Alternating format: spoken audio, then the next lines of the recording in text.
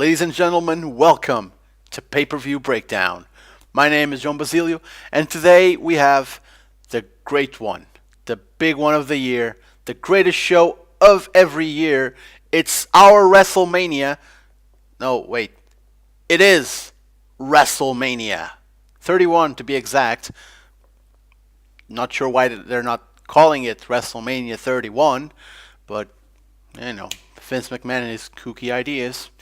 Anyway, it's the big show of the year for WWE and the world of wrestling in general, and we have a pretty stacked card.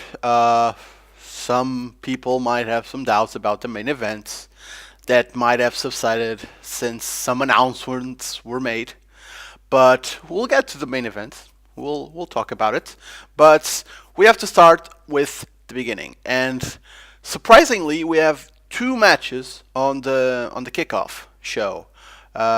Only one was announced, but they recently moved the Andre the Giant Memorial Battle Royal to the pre-show. So that's how far downhill it went. Debuted last year. It's already on the pre-show. Soon enough, it'll be a dark match. I only see two outcomes for this match, really. But first of all, it will be a Battle Royal, so, it's... I wonder if someone will do the Andre spot with Big Show or Mark Henry or something. It'll be fun to watch, but other than that, it's a Battle Royal. It's a ton of people getting eliminated. It should be fun to watch for a little bit. I only see two outcomes. First, Mizdow has his comeuppance. I'm sure that will happen, but I'm pointing to him as a possible winner as well.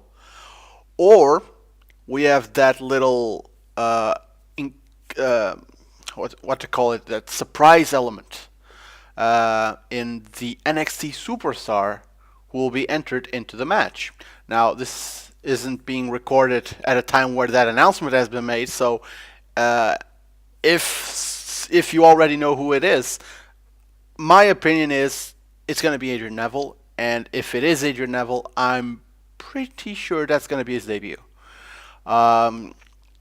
Because he's kind of been written off of NXT with apron powerbomb by Kevin Owens.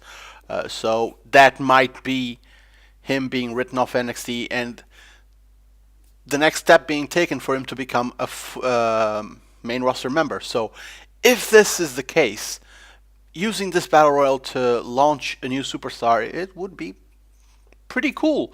And it's a Battle Royal, so he could show off some cool moves. So these are my picks for the Battle Royal. Mizdow, or if by any chance he is the guy selected, I think he might go ahead and win the whole thing, Adrian Neville, and make a successful debut on the pre-show of WrestleMania 31. Now, the other match on the pre-show is a fatal four-way for the WWE Tag Team titles. Not sure why this is here. There's another match on the card that would make a lot more sense in this time-filling spot, but gotta have a piss break during the pay-per-view, and you gotta reel in those people watching the kickoff to buy the WWE Network for $9.99. You gotta do that. So let's give out a good match on the kickoff. Completely understandable. Tyson Kidd and Cesaro versus Los Matadores versus the Usos versus the New Day. It's Big E and Kofi. God, I still can't believe Tyson Kidd and Cesaro are already tag team champions. I was hoping they would be winning the title Sunday, not be entering as champions, which is phenomenal. I'm not really sure there was going to be a title change. The Usos came in as champions last year. I'm thinking Tyson Kidd and Cesaro will leave as tag champions, and I'm sure this will be a good match. It's a 2-hour kickoff show. Let's say one match happens during the first hour, the other match happens during the second hour. They have plenty plenty of time to promote the freaking show and run down the card several times over, and give these times, give these guys a good time to really show what they can do. And trust me, there are eight guys involved in that match who are talented individuals who, given the right amount of time and liberty, can do wonders. So just let them shine. But as a result, as a finish, I'm thinking Tyson Kidd Cesaro will walk out with the championship. Now, going to the WrestleMania card itself, this 4-hour spectacular, as they're calling it, AJ Lee and Paige versus the Bellas. Why isn't this match on the pre-show? Because this is going to be the piss break. Hashtag give Divas a chance. Why isn't this at least a fatal 4-way for the Divas title? I have no idea. They want to have this feud of a tag team on the Divas division, but this isn't fucking TNA a few years ago where there was a Knockouts tag team title. There's really no need to give the Divas a tag match. I mean, there's only one title in the Divas division, and it's not being defended at WrestleMania. At least the champion's on the card, sure. But, come on. Maybe you didn't say, oh, the title's on the line in that tag match. Something. But, no, it's going to be a good old Divas tag team match. I'm thinking AJ and Paige get the win. Let's see if they get those fabled 12 minutes or even 15 minutes. My God, that would be a dream. Just as long as they put on a good show, which I'm sure they can, but as long as they don't get like shackled to the old, oh, you can only do these moves because you're divas. Let the girls shine. Actually give them a chance. Next, a match I'm really looking forward to. The Intercontinental Championship ladder match. Bad News Barrett defends against R-Truth, Dean Ambrose, Luke Harper, Dolph Ziggler, Stardust, and Daniel Bryan. Now, if you've been around the internet in the last week and you've gone to the dirt sheets and read all about how the Intercontinental Championship and the United States Championship are getting a small push and some prestige added to it via big superstars holding on to these titles, your safest bet would be Daniel Bryan for this match. That's what I'm gonna go with anyway. But I'm hoping this match will steal the damn show. I mean, Ziggler's there, so, and there's a ton of potential for what can happen here. This could be a really good one. This could be a barn burner for sure. But for a winner, if they really want to go with these mid-card titles getting a bigger importance in the overall aspect of the company, let's put it on Daniel Bryan, sure. If not Bryan, maybe Ziggler. Unfortunately, I don't think it will go for Ambrose.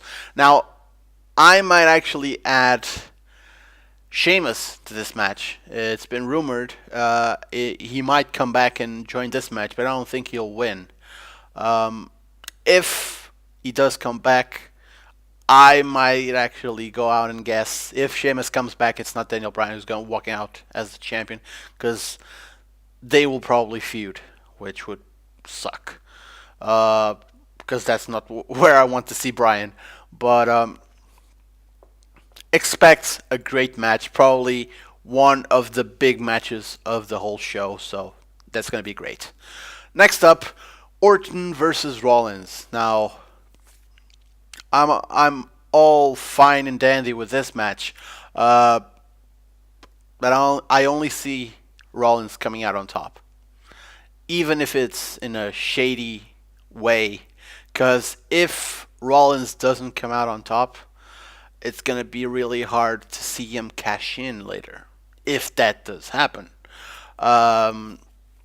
However, I think this will be a good match for Rollins to once again prove he's worthy of being considered a main event by the fans and the company itself. As long as Orton doesn't go too far with the freaking headlocks and Rollins can really fly and actually beats him, not with the curb stomp, but with the Phoenix Splash, to go as far as like, oh my god, Orton couldn't be put away with the curb stomp. He had to pull out something new from, well, not new, but something unexpected from his bag of tricks. I might go out and say I wish this match ends with a clean finish. No J&J security, no in J&J security, no Kane, no Big Show. Just Rollins proving he can hang with Orton. Not a fast match, not oh my god, he stole the victory. Like a real toe-to-toe match, and Rollins just comes out on top, but barely, like all screwed up. And like, I want this match to be a real war, even if it's not a no DQ match, but a real physical battle where Rollins proves he can hang with the top dogs. Next up, the United States Championship match. Rusev defends against John Cena. Now, picking up that speculation about mid-card titles getting elevated. Yeah, Rusev, you're fucked. You're fucked. Cena's gonna probably win. It's the safest bet. You bet on John Cena because, goddammit, it's John Cena. And, well, I guess if someone's gonna defeat Rusev's streak, it might as well be John Cena. I mean, Nash defeated Goldberg, didn't he? And he was a big star. He's going in the Hall of Fame. Big star. The streak. Oh well. I just want to see Lana again. I miss her so much. And the entrances of both of them will probably be amazing. The match itself, we've seen what they can do. It's not going to be bad. But seeing Rusev either tap out or be pinned, it's going to be heartbreaking, really, because this undefeated streak was going pretty good. And instead of being used to really give someone a push with the title, not someone that's already been established like a John Cena, but I mean, damn, a Dean Ambrose, a Mizdow, someone that wants to be pushed a little bit. Yeah, it's gonna be Cena, which is unfortunate, but I'll take Cena with the United States Championship, actually raising the profile of the title like a Sheamus couldn't do in the past. So, because Cena goes to the house shows and he main events the house shows, and if we can have a house show main event for the United States Championship, that means the title starts to be worth something. And if the main event tells you something, is those house show main events will be for the mid-card titles, for sure. Moving on, The Undertaker versus Bray Wyatt. Now this one is quite typical, because people don't want The Undertaker to lose again. People want Bray to finally have his WrestleMania win and really push him further up the card. It's a difficult situation, really. Is this going to be Undertaker's last match? My opinion, completely honest, I don't think this match should have even happened. I think WrestleMania 30 should have been it for Taker. But if he's willing to do it, I mean, since this is going to happen, I want Wyatt to win, because Undertaker lost his streak, yes, but he's still The Undertaker. He's going to lose to Bray Wyatt, so what? He's still The Undertaker. If Wyatt loses against The Undertaker, he just becomes one of Taker's victims. And what happens to the new face of fear? Wallows down to the mid card, in the mid card again, goes back to NXT, gets repackaged once again.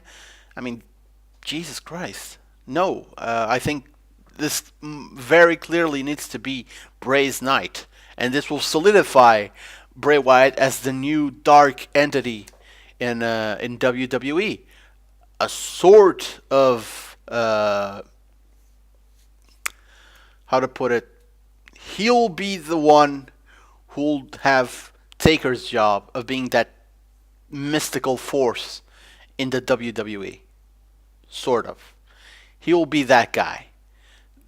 The gimmicks don't actually match up completely, but it's a spiritual successor, so it works. So I see Wyatt coming out on top. I hope he comes out on top. He needs to come out on top.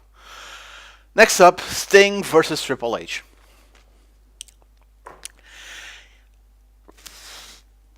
I'm curious about it because, for some people, oh my god, it's Sting. Oh my god, I haven't seen him in so long. Bitch, I was watching him back in TNA. I didn't miss him that much. It's Sting. Yeah, I used to watch him every week. It's not a big deal for me. For some people, I get it, it is, but I kept up with him. So now he's gonna fight Triple H. Yeah, it's gonna be cool. It's a prototypical dream match. It's no Sting Taker, but shit, it's Sting and Triple H. That's cool. Do I expect it to be a amazing match? I'm sure it will have an extended. It'll be a pretty big match in terms of time. It'll be a lengthy match. I'm sure. It's Triple H in there. I'm sure he'll have time, and it's two icons. Although Sting's the really big icon there. It's gonna be fun, but I don't really expect much from it. And since it's Sting's debut, and Triple H doesn't really need to win. It's not like there's a stipulation or something. I see Sting coming out on top, cause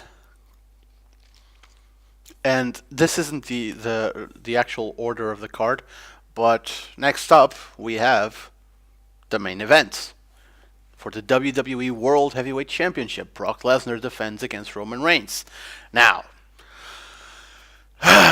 where to start with this baby? Roman Reigns is not who we want to win that title. Right now, at least. People are like, oh, Roman Reigns sucks, he's not ready. I agree, he's not ready yet. He totally has the look. There might actually be a day where we'll be like, shit, he's ready. Shit, why hasn't he won the title yet? But today is not that day. So Lesnar has now re-signed with WWE. Last week, everyone was like, well, shit, we don't know if he's re-signing, so he'll probably drop the belt. Last night, it's what you do. If you're leaving, you drop the belt. It's probably the plan. Now the man comes out and announces he has signed a new contract, and people are like, all right, I can see Lesnar coming out on top in the main events.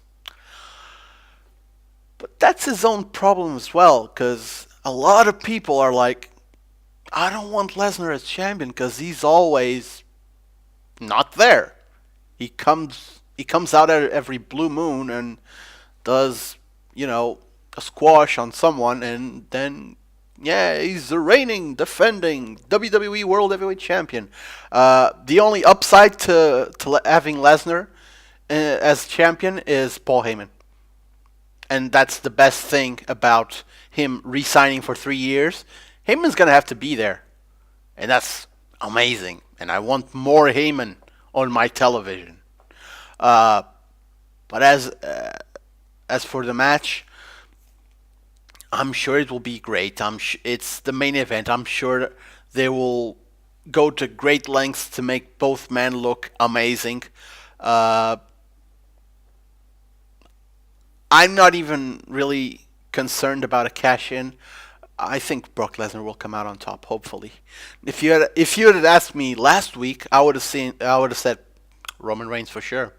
But with Lesnar re-signing, I think they're going to keep the title on him and actually give him a run that will rival or even go even further and surpass Punk's title reign, the 424 days or 434 days as champion.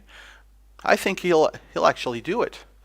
And Reigns, he went to the main event. He will look like a freaking animal, and won't actually win against the Beast. But he went toe to toe with him. My God, Cena got destroyed the first time. Roman Reigns on his first match with Brock Lesnar almost had him. Almost. This guy can hang with top dogs. That's cool. Let's keep him in that position. He's good, but maybe he's not good enough yet. So keep fitting him top superstars. Keep making him look really strong, because that's what Vince wants. But don't give him the belt. Actually, we have John Cena as the United States champion. Give him his first mid-card belt.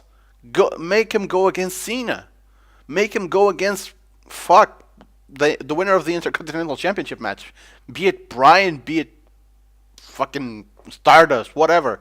Make him go for a mid-card title and let Lesnar be at the top of the mountain, just beating up guys. He doesn't have to go against Lesnar again so soon. Hell, as far as I'm concerned, he gets his first shot at WrestleMania, and he goes back to the top of the mountain for another try at SummerSlam. 6 months. And I'll be completely fine with that. And 6 months later, we will then evaluate. Is he ready now? No? Another 6 months, WrestleMania 32. It's all about seeing when he's ready. Did they do they put a big gamble out by saying, oh, let's make him win the Rumble. Let's make him win against Bryan on Fastlane. It's not paying off. People are comparing him to Lex Luger, for fuck's sake. So let's not screw this up by actually giving him the title too soon. And someday Vince will see, well, maybe this wasn't such a good idea after all. Give me that title back, go to the mid-card, and soon enough, he'll disappear. He'll become another Miz. And really, I don't want that. I'm sure he'll be great. He has the look, he has the potential. I want him to be great, but he's not great yet. And overall, that's the whole card for WrestleMania 31. It's going to be an interesting show. A can't miss show. I'm pointing to that ladder match for the match of the night, but the main event will surely be interesting to watch as well. It's going to be 6 hours if you watch the kickoff, so it's going to be pretty lengthy sports entertainment show. So be sure to be ready for it. What do you think will happen? Give me your comments, give me your thoughts, your suggestions for PPV BreakDown. Anything you want to say to me, put it in the comments below and I'll read it. And that's it for me, guys. Thank you very much for watching. As always, this couldn't have happened without the support of Is Wrestling News, so be sure to check them out at iswrestlingnews.blogspot.pt. It's a hybrid news site in English and Portuguese. It's just to bring the two communities together. And if you want to follow me on facebook.com/SmarkDownOfficial. That's pretty much it for me, guys. I'll see you at Extreme Rules, I think, next month. That should be extremely fun. Ha ha ha. Till next time, take care.